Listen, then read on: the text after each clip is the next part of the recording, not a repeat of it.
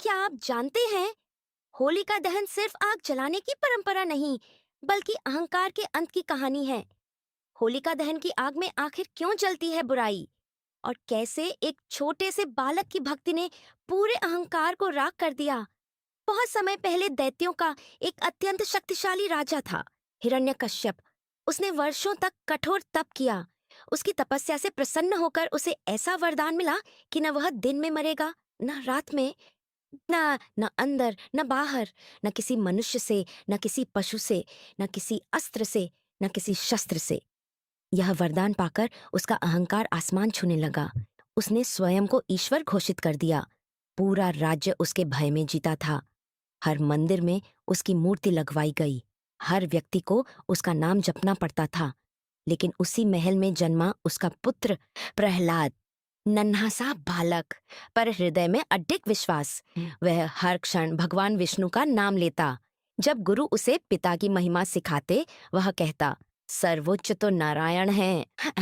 यह सुनकर हिरण्यकश्यप क्रोधित हो उठा। उसने प्रहलाद को मारने के अनेक प्रयास किए।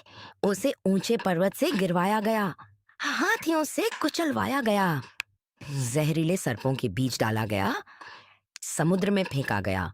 पर हर बार अदृश्य शक्ति ने उसकी रक्षा की। अंततः हिरण्यकश्यप ने अपनी बहन होलिका को बुलाया।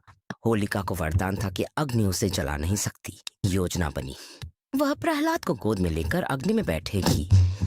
रात आई। आकाश में सन्नाटा था।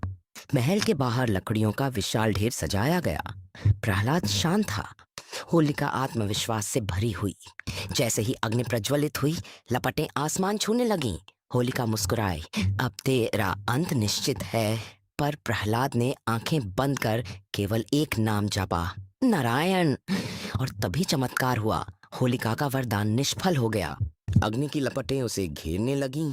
वह चीख उठी और दूसरी ओर प्रहलाद अग्नि के बीच कमल समान शांत बैठा रहा। सुबह जब अग्नि शांत हुई, होलिका राख बन चुकी थी और प्रहलाद सुरक्षित बाहर आया। इसी घटना की स्मृति में हर वर्ष होलिका दहन किया जाता है। यह प्रतीक है कि बुराई चाहे कितनी भी शक्तिशाली क्यों न लगे, सत्य और भक्ति की जीत निश्चित है। लेकिन कहानी अभी समाप्त नहीं हुई। क्रोधित हिरण्यकश्यप ने प्रहलाद से पूछा, कहाँ है तेरा विष्णु? क्या वह इस स्तंभ में भी है? प्रहलाद ने शांत स्वर में कहा, भगवान हर जगह है। और तभी स्तंभ फटा। धरती कांप उठी। प्रकट हुए भगवान का अद्भुत रूप, नरसिंह, न आधा मनुष्य न पूरा पशु। संध्या का समय था